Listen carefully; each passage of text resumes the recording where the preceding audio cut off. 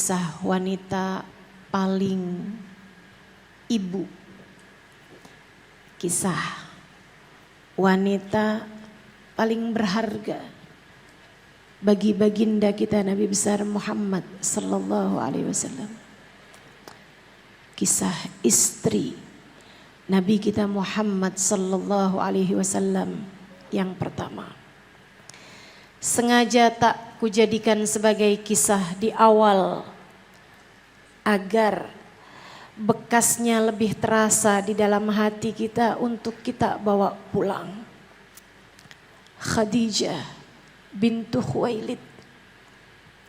Khadijah bintu Khuwailid yang Nabi Muhammad berkata tentangnya, ruziqtu hubbaha. Allah karuniakan kepadaku rasa cinta kepada Khadijah. Nabi Muhammad mengatakan tentang beliau, ma abdananillahu azza wa jalla khairan minha. Qad amanat bi hina kafara biyan nas wa saddaqatni hina kadhibaniyan nas. Wa athbatani bimaliha wa ayyadatni bimaliha hina haramani an-nas wa razaqani Allahu azza wa jalla minhal aulad duna ghairiha. Allah tidak pernah menggantikan untukku yang lebih baik daripada Khadijah. Allah tidak pernah menggantikan untukku yang lebih baik daripada Khadijah. Dia adalah perempuan yang beriman di saat belum ada sesiapa pun yang beriman. Dia percaya padaku di saat aku didustakan orang-orang. Dia mengorbankan hartanya di saat yang lain belum mau melakukannya. Dan Allah karuniakan untukku anak-anak dari rahimnya di saat tidak diberi dari selainnya. Khadijah bintu Khuwailid, perempuan luar biasa, indah, mempesona, istimewa dalam pandangan Allah Tuhannya, istimewa dalam pandangan Rasulullah sallallahu alaihi wasallam, nabi dan suaminya, dan tentu saja wanita paling istimewa bagi kita sekalian umat Nabi Muhammad sallallahu alaihi wasallam. Jika kau tanyakan kepadaku apa yang istimewa dalam dirinya, sungguh saya tak tahu bagaimana harus menjawabnya. Sebab semua yang ada dalam dirinya adalah istimewa. Beliau teladan dalam segala aspek kehidupan. Namun jika kau tanyakan padaku apa yang menurutku paling istimewa, izinkan sekurangnya 3 hal ini untuk dapat menjawab pertanyaanmu itu. Belajarlah dari Sayyidah Khadijah sekurangnya 3 hal. Contohlah dari Sayyidah Khadijah sekurangnya 3 hal. Yang pertama, bagusnya niat. Saudariku sekalian yang saya muliakan, tahukah kamu Sayyidah Khadijah adalah perempuan yang beriman kepada Allah Subhanahu wa taala, mengikuti ajarannya Nabi Allah Ibrahim Al-Khalil dan mengikuti ajaran-ajaran yang terdahulu. Ia bahkan sudah bisa membaca dan bisa menulis. Di saat jangankan perempuan, laki-laki pun jarang ada yang mampu melakukannya. Dari sinilah Sayyidah Khadijah tahu bahwa di saat beliau memasuki usia menikah, itu adalah waktu terutusnya Nabi akhir zaman. Satu waktu Sayyidah Khadijah bermimpi bahwasanya ada bulan purnama, cahaya gemilau jatuh turun ke rumahnya, kemudian jatuh tepat di pangkuannya. Cahaya tersebut kemudian terang benderang menyinari rumahnya. Kemudian cahaya tersebut menyinari kota Mekah. Cahaya tersebut terus membias hingga menyinari seluruh dunia. Sayyidah Khadijah datang kepada saudara sepupunya, Waraqah bin Naufal. Ia bercerita kepadanya yang adalah seorang pendeta ahli kitab tentang mimpinya tersebut. Sang pendeta mengatakan, in sadaqti fima qulti ya Khadijah. Jika benar apa yang kau sampaikan padaku, ketahuilah wahai Khadijah, yusyak an yub'ats nabi akhir zaman. Sebentar lagi akan terutus nabi akhir zaman. Dan jika benar mimpimu tersebut, nabi itu nanti akan keluar dari rumahmu, yang artinya kamu akan menjadi istrinya. Berdebar hati Sayyidah Khadijah mendengar itu. Akan tetapi tahun demi tahun berlalu dan tidak ada kabar mengenai nabi yang diutuskan. Dia pun menikah, kemudian punya 2 orang anak. Suaminya meninggal dunia, menjanda, kemudian menikah lagi, punya 1 orang anak. Dan suaminya yang kedua tersebut menjadikannya seorang wanita yang kaya raya, karena dia adalah seorang laki-laki pengusaha terbesar di kota Mekah pada saat itu. Ketika sang suami meninggal dunia, Khadijah menjadi perempuan janda paling kaya di kota Mekah. Dan bukan hanya kaya, ia adalah seorang perempuan yang sangat amat dermawan. Ia setara ratu pada masa tersebut. Saudaraku sekalian, lamaran-lamaran berdatangan, dia menolaknya. Dia sudah tidak tertarik untuk menikah lagi, apalagi usianya pun sudah pula tidak muda lagi. Akan tetapi satu hari, ketika budaknya pulang sesudah membawa barang dagangan bersama baginda kita Nabi besar Muhammad sallallahu alaihi wasallam, yang kala itu usianya 25 tahun, sang budak laki-laki bernama Maisarah pulang dengan membawa kabar berita. Wahai tuanku, wahai Khadijah, aku bersama dengan Muhammad pulang dengan membawa harta yang sangat banyak.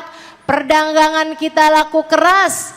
Akan tetapi wahai tuan, bukan itu yang ingin aku ceritakan kepadamu. Tahukah kamu kemana berjalan ada awan menaungi Muhammad? Dan kabar yang lebih mencengangkan lagi, saat kami semuanya, saat kami berdua sedang beristirahat di sebuah pohon, yang sampai sekarang pohon ini ada di Jordan sana. Kami berdua didatangi seorang pelayan karena diminta oleh seorang rahib untuk datang menemuinya. Ia akan berbicara sesuatu yang penting. Muhammad memintaku untuk menemuinya karena dia ingin beristirahat di bawah pohon tersebut. Aku pun datang padanya. Ia bertanya kepadaku tentang Muhammad sambil memandang ke arah luar jendela, yang dari atas jendela tersebut terlihat Muhammad sedang berada di bawah sebuah pohon. Ia bertanya padaku beberapa hal mengenai Muhammad. Aku pun menjawabnya. Tiap kali aku berusaha membohonginya, dia sudah tahu segala sesuatu tentang Muhammad. Bahkan hal-hal yang tidak aku tahu sekalipun. Dia kemudian berkata sembari memandang pohon itu, innalladzi tahta dhillatil kasyajarah huwan nabi. Ketahuilah, laki-laki yang berada di bawah pohon itu adalah seorang nabi. Tuan, dia ternyata calon nabi yang akan diutuskan. Berdebar hati Khadijah, teringat mimpi-mimpinya di masa ia belia. Ia pun menyimpan hal tersebut. Kemudian ketika ia telah bulat hatinya, ia pun menyampaikan lamaran tersebut. Dan yang ingin saya ceritakan padamu teman-teman, ketika semuanya sudah direncanakan, pesta pernikahan sudah direncanakan, izin dari kedua mempelai dan keluarganya sudah didapatkan, Khadijah menemui Nabi kita Muhammad sallallahu alaihi wasallam untuk menyampaikan sesuatu yang penting. Dengarkanlah ucapannya. Wahai Muhammad, aku ingin menikah denganmu seperti yang kamu tahu. Bukan karena kamu adalah seseorang yang tampan rupawan, meskipun itu iya. Bukan karena kamu adalah pemuda yang gagah rupawan, meskipun itu iya. Bahkan bukan karena kamu adalah seorang laki-laki yang tak pernah berdusta, yang baik akhlaknya, sehingga semua orang mempercayaimu. Bukan karena itu, wahai Muhammad. Aku ingin menikah denganmu karena aku kira kamu adalah calon nabi yang akan diutus oleh Tuhan. Kamu adalah calon nabi yang akan diutus oleh Allah.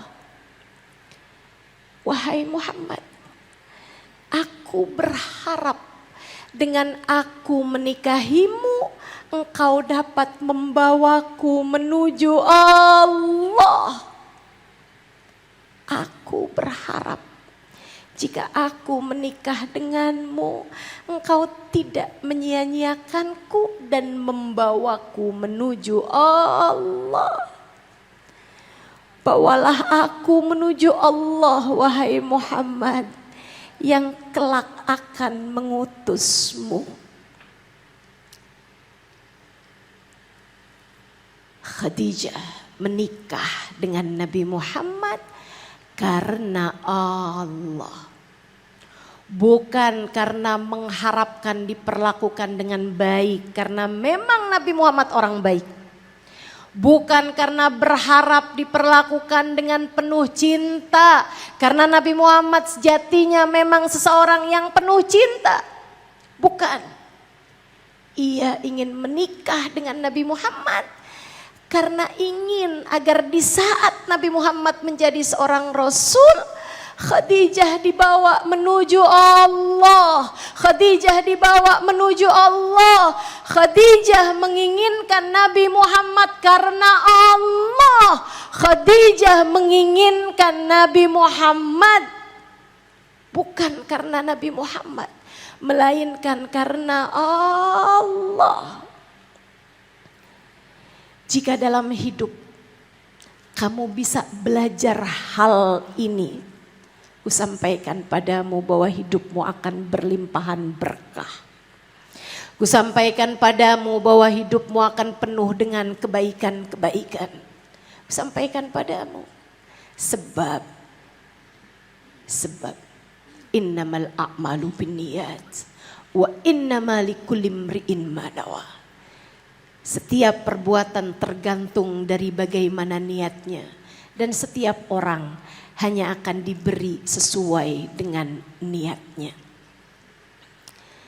Nabi Muhammad mendengar itu, kemudian berkata, wahai Khadijah, aku tidak tahu kebenaran ucapanmu itu.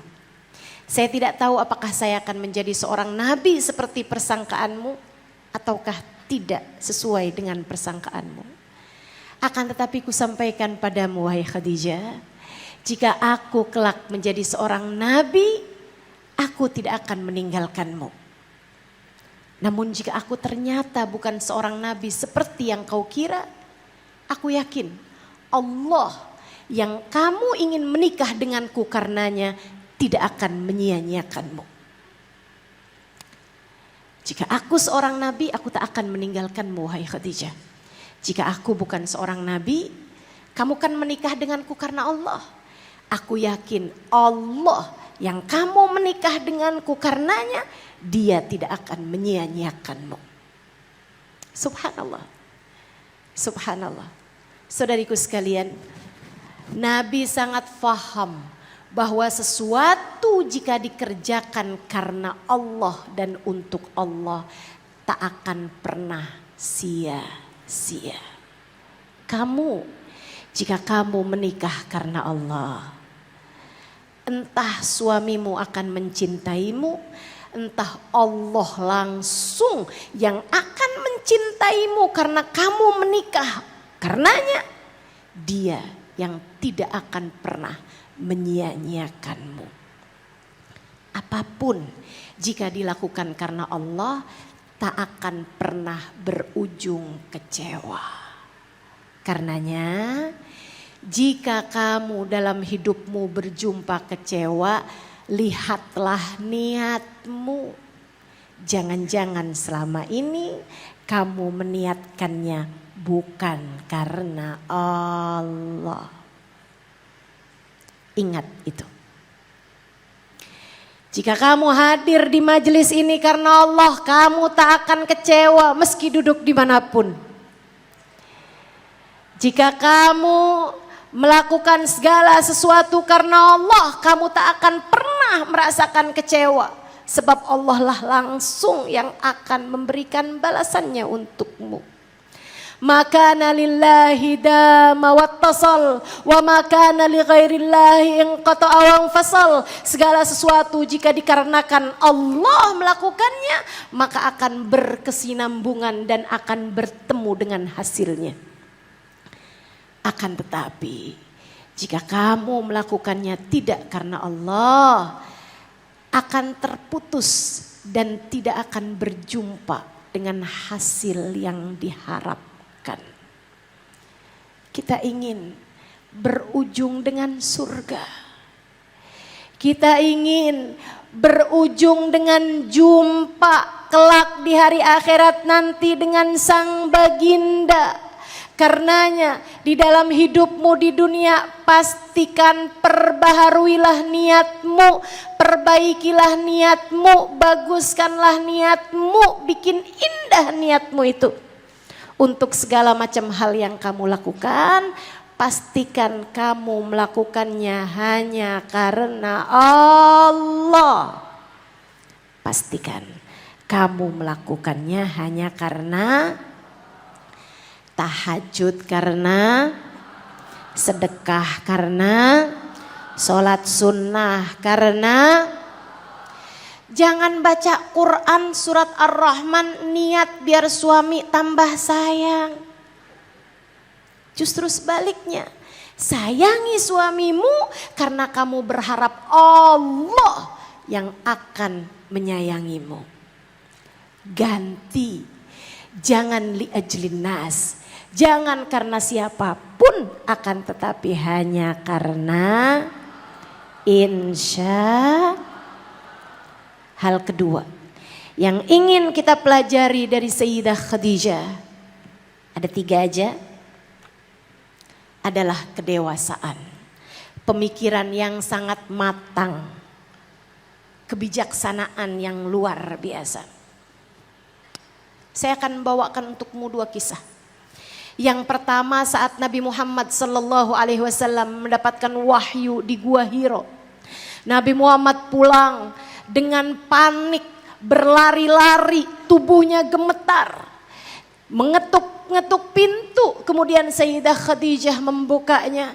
Nabi Muhammad gemetaran hanya berkata dengan satu ucapan, "Zammiluni ya Khadijah, zammiluni." Selimutilah aku wahai Khadijah, segeralah selimuti aku. Sayyidah Khadijah melihat suaminya panik, gak ikutan panik. Kenapa? Dewasa, bijaksana. Kamukah orangnya yang begitu? Atau justru sebaliknya, suami panik gak kalah panik istrinya.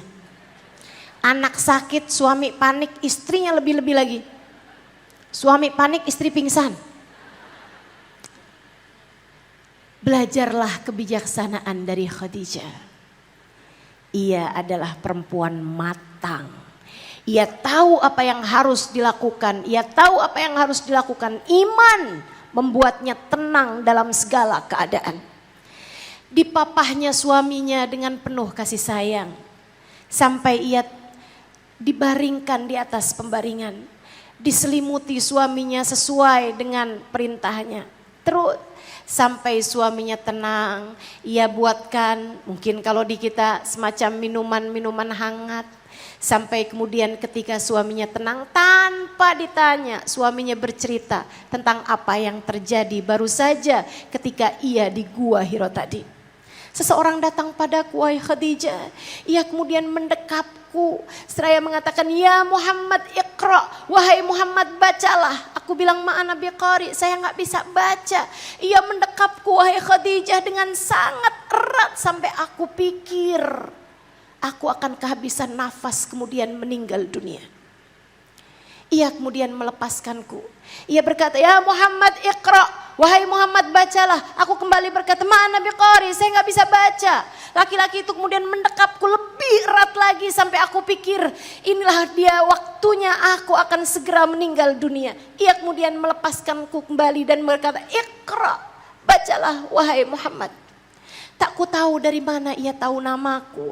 Akan tapi ketika aku mengatakan ma'ana biqari, saya tidak dapat membaca. Ia kembali mendekapku dengan erat. Hingga di kali yang keempat aku berkata, madza aqra, apa yang harus aku baca. Laki-laki itu berkata, iqra bismi rabbikal ladzi khalaq, khalaqal insana min 'alaq, iqra wa rabbukal akram alladzi 'allama bil qalam 'allamal insana ma lam ya'lam. Bacalah wahai Muhammad, demi Tuhanmu yang telah menciptakan manusia dari segumpal darah. Bacalah demi Tuhanmu yang maha mulia, yang telah mengajarkan dengan pena, mengajarkan manusia apa yang tidak dia ketahui. Laki-laki tersebut kemudian meninggalkanku.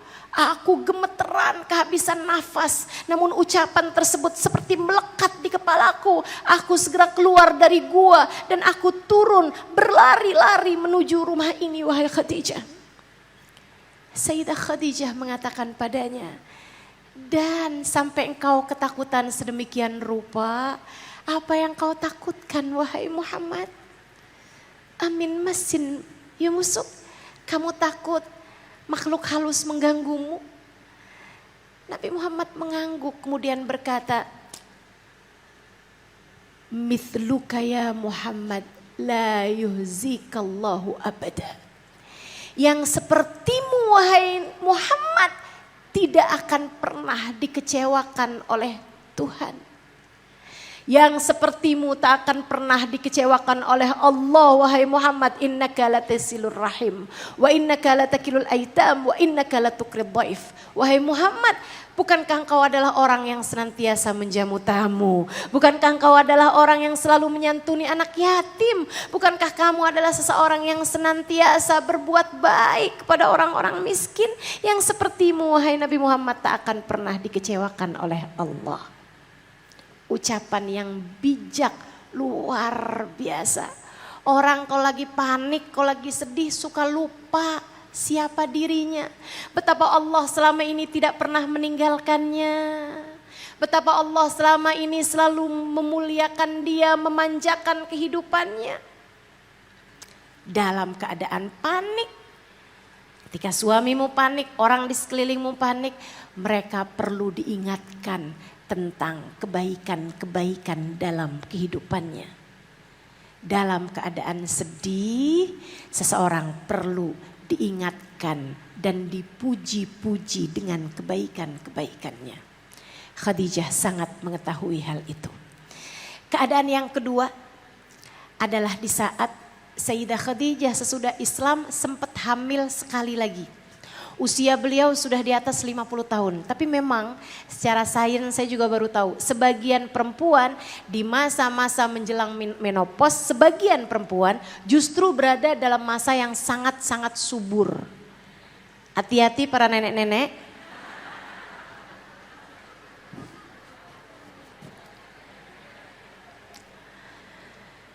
Khadijah kembali hamil. Kemudian ia melahirkan anak laki-laki yang bernama Abdullah, yang diberi nama Abdullah.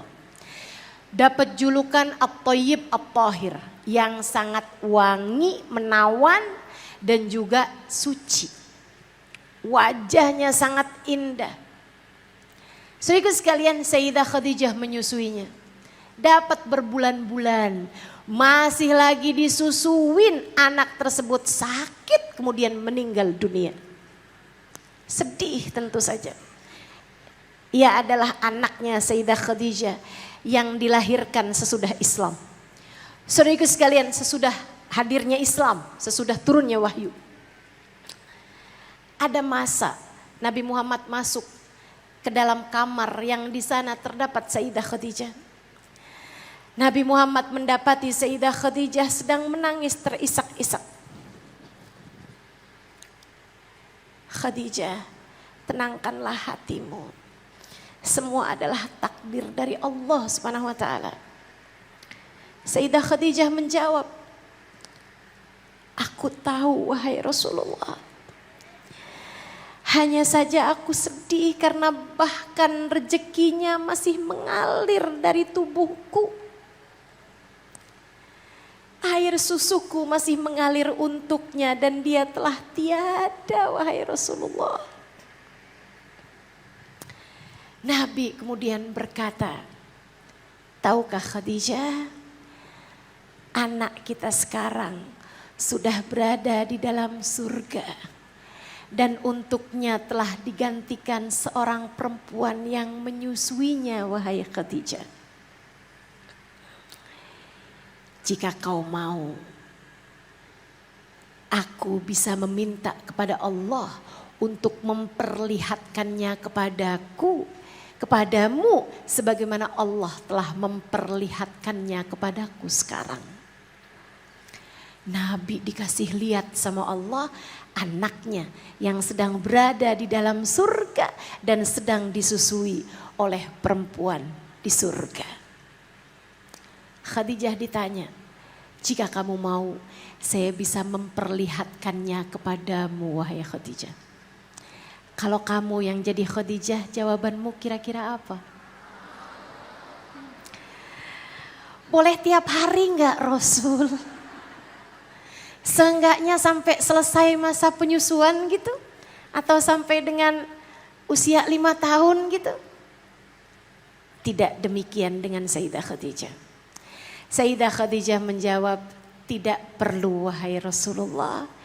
Sebab aku percaya kepadamu, aku beriman kepada Allah dan beriman kepadamu wahai Rasulullah. Seolah-olah nyata dengan keimanannya apa yang tak terlihat. Seolah-olah nyata karena keimanannya sesuatu yang gaib. Sayyidah Khadijah tak perlu bukti, Sayyidah Khadijah tak perlu diperlihatkan hal-hal yang semacam itu. Hatinya sudah penuh dengan keimanan. Ia adalah seorang perempuan yang sangat dewasa. Pemikirannya sangat dewasa, hatinya sangat dewasa, keimanannya. Hal terakhir yang ingin kusampaikan kepadamu, yang dapat kita pelajari dari kisah Sayyidah Khadijah adalah cinta dan pengorbanannya kepada Nabi Muhammad.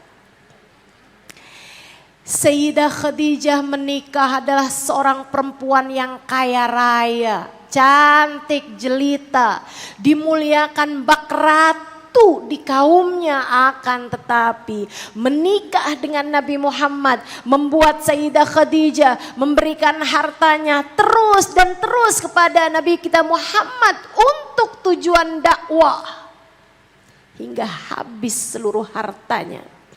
Bahkan mereka berdua harus diboikot oleh kaumnya, tidak diperkenankan untuk menjual ataupun membeli. Bahkan keduanya diasingkan di sebuah lembah hingga membuat Sayyidah Khadijah harus menahan lapar berhari-hari.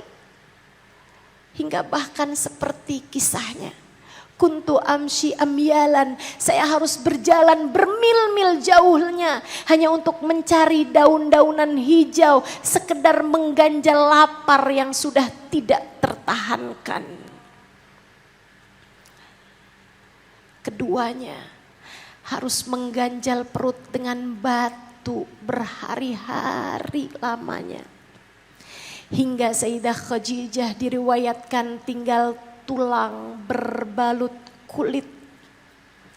Hingga Sayyidah Khadijah diriwayatkan kulitnya lebih keriput daripada usia yang semestinya.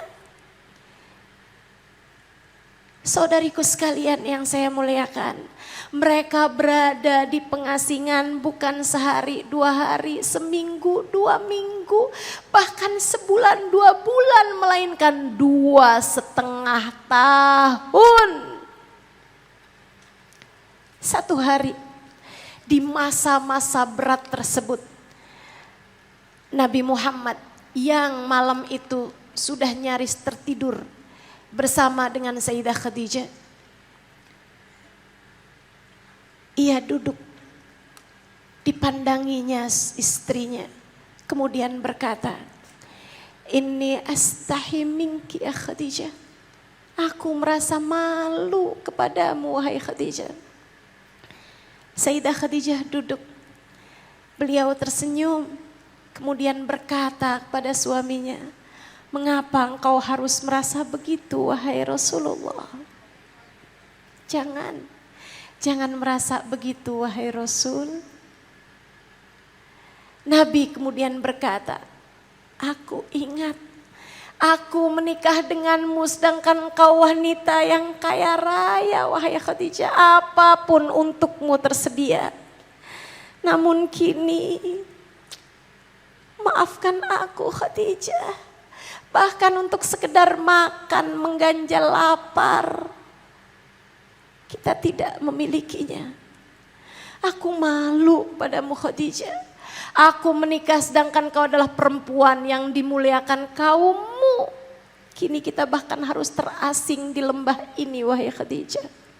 Aku malu padamu. Aku menikah denganmu sedangkan kau adalah wanita yang sangat cantik jelita. Maafkan aku wahai Khadijah." Sayyidah Khadijah tersenyum, kemudian berkata, "Tidak wahai Rasulullah, jangan pernah merasa begitu. Engkau harus tahu, sejak aku menikah denganmu, aku jadikan seluruh waktuku, seluruh tenagaku, seluruh hembusan nafasku, bahkan hidup matiku untukmu ya Rasulullah. Nyawa satu-satunya yang aku punya, aku sudah mengorbankannya untukmu wahai Rasulullah. Untukmu wahai Rasulullah." Tak heran jika cinta ini dibalas cinta dari Allah Subhanahu wa taala, dari baginda kita Nabi besar Muhammad sallallahu alaihi wasallam. Nabi Muhammad sangat mencintainya. Hingga bahkan Sayyidah Aisyah mengatakan, "Aku tidak pernah mencemburui istri-istri Nabi Muhammad yang lain. Justru yang aku cemburui adalah istri Nabi Muhammad yang sudah meninggal dunia. Karena tidak ada satu hari melainkan Nabi Muhammad akan menyebut-nyebut nama istrinya tersebut." Aku dulu pernah makan makanan ini bersama dengan Khadijah. Aku pernah berjumpa dengan perempuan itu, dia adalah kawan Khadijah. Khadijah, setiap hari Nabi Muhammad mendoakannya. Hingga suatu hari Sayyidah Aisyah mengatakan, "Ila mata ya Rasulullah, Khadijah. Sampai kapan kau menyebut-nyebut namanya wahai Rasulullah? Bukankah telah digantikan untukmu wanita yang lebih baik daripada Khadijah?" Nabi Muhammad mendadak marah kemudian berkata, "Walladzi ba'atsani bil haqqi nabiyya ma abdalani Allah taala bi khairin minha." Sungguh demi Allah yang telah mengutusku sebagai seorang nabi, Allah tidak pernah menggantikan untukku perempuan yang lebih baik daripada Khadijah. Dia beriman kepadaku di saat belum ada sesiapapun yang beriman. Dia mengorbankan hartanya untukku di saat belum ada sesiapapun yang melakukannya. Dia percaya padaku di saat aku didustakan orang-orang. Dan Allah anugerahkan untukku anak-anak dari rahimnya yang tidak dianugerahkan Allah dari perempuan selainnya. Sayyidah Aisyah meriwayatkan, sejak hari itu tak pernah kusebut Sayyidah Khadijah kecuali dengan penuh pengagungan.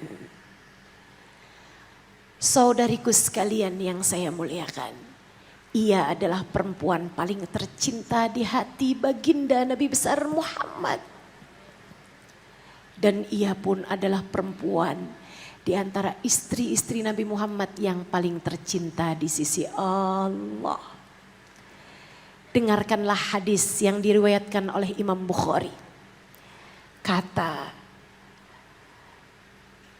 Imam Bukhari dalam riwayat hadisnya, Ata Jibril Nabi sallallahu alaihi wasallam faqal, Ya Rasulullah, hadihi Khadijah, qad atatka ma'aha ina fihi idam aw ta'am, fa idha hiya atatka faqra 'alaiha assalam min rabbiha azza wa jal wa minni wa bashirha bi baitin fil jannah min qasab la dhakhab fihi wala nasab. Nabi saat itu sedang berada di dalam gua Hira beberapa tahun sesudah turunnya wahyu yang pertama. Sayyidah Khadijah yang rindu datang membawa makanan.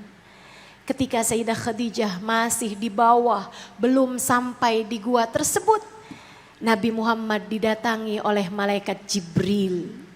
Menanti sampai Nabi Muhammad selesai dari sholat, mengikuti tata cara sholatnya Nabi Allah Ibrahim. Malaikat Jibril kemudian berkata, wahai Rasulullah, sebentar lagi Khadijah akan tiba kepadamu. Ia datang dengan membawa tempat yang berisi makanan bersama dengan lauk pauknya.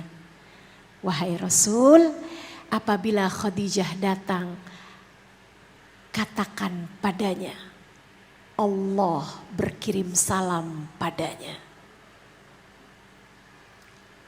Wahai Rasulullah, jika Khadijah datang padamu, jika ia telah sampai di hadapanmu, katakan padanya bahwa Allah telah berkirim salam padanya.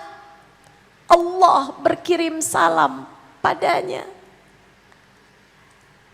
Bagaimanakah menurutmu seorang perempuan yang hidup di atas muka bumi, kakinya menjejak tanah di atas muka bumi, akan tapi Allah penciptanya berkirim salam kepadanya? Bagaimana menurutmu?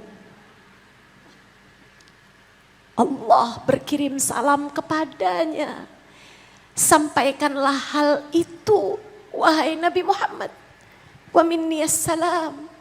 Dan sampaikan pula kepadanya bahwa aku Jibril berkirim salam padanya.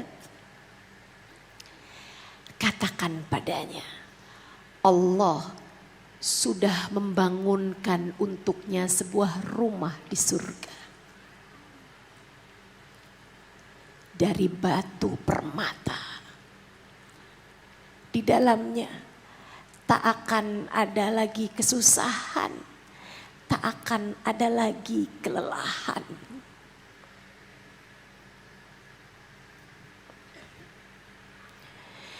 Tak lama Sayyidah Khadijah datang. Ia pun segera menghidangkan suprah di hadapan Nabi. Kemudian berkata, aku ingin makan bersamamu, wahai Rasulullah. Maka aku bawakan makanan ini untukmu. Saudariku sekalian, kau tahu, beberapa tahun lalu saya sempat naik ke Gua Hira. Nyaris rasanya tak hendak melanjutkan langkah. Karena 2 jam perjalanan dari bawah menuju atas gua dengan jalan yang sangat terjal. Bayangkan berapa lama perjalanan yang harus ditempuh Khadijah untuk sekedar makan bersama dengan Nabi Muhammad. Tapi cinta membuat segalanya menjadi ringan. Wajar jika Allah Subhanahu wa taala mengganjarnya bahkan dengan sebuah ucapan salam langsung dari Allah Subhanahu wa taala. Nabi Muhammad mengatakan, wahai Khadijah, baru saja Jibril datang padaku menyampaikan pesan bahwasanya engkau akan segera datang kemari.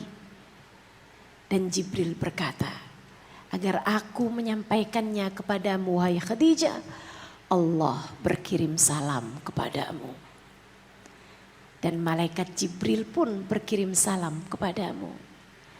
Dan aku suamimu mengucapkan salam padamu.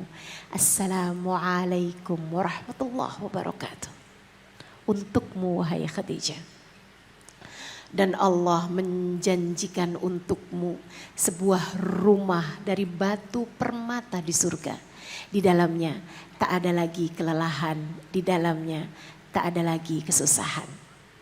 Sayyidah Khadijah tersenyum, kemudian kedewasaan dan ilmu pengetahuan membuatnya berkata, Innallaha wassalam, Allah lah sang pemberi salam. Wa ala Jibril assalam, kepada Jibril sampaikan salamku padanya. Dan untukmu wahai Rasulullah, semoga salam dan rahmat Allah senantiasa tercurah atasmu. Inilah Sayyidah Khadijah, wanita yang hidup di atas muka bumi, akan tetapi Allah telah berkirim salam kepadanya. Karena cintanya, karena pengorbanannya, karena kedewasaannya, karena imannya, karena ia melakukan segala sesuatunya karena Allah. Belajarlah dari Sayyidah Khadijah. Belajarlah dari Sayyidah Khadijah. Ia adalah seorang perempuan yang tidak pernah berkata tidak kepada suaminya. Kepadamu, wahai ibu kaum beriman, jalanan ini mengingatmu Bu, sebab telah dicatatnya tiap jengkal langkahmu. Menaiki gunung batu, memasuki gua Hiro, menapak kaki di terjal bebatuan kota Mekah.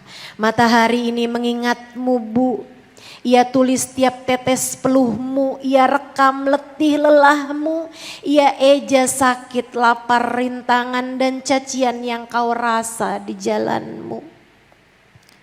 Kota ini mengingatmu Bu, tiap detak jantungmu, desah nafasmu, rinai air matamu, binar air mata bahagiamu, doa lirihmu. Kami umat Nabi suamimu mengingatmu Ibu, mengenang cantik hatimu yang utuh, sujud jiwamu dalam patuh, pengorbanan hidupmu yang utuh. Ibu, wahai ibu kaum beriman, wahai ummahatul mukminin, kami mencintaimu. Untuk semua istri-istri Nabi Muhammad dan keluarga Nabi Muhammad, bisirri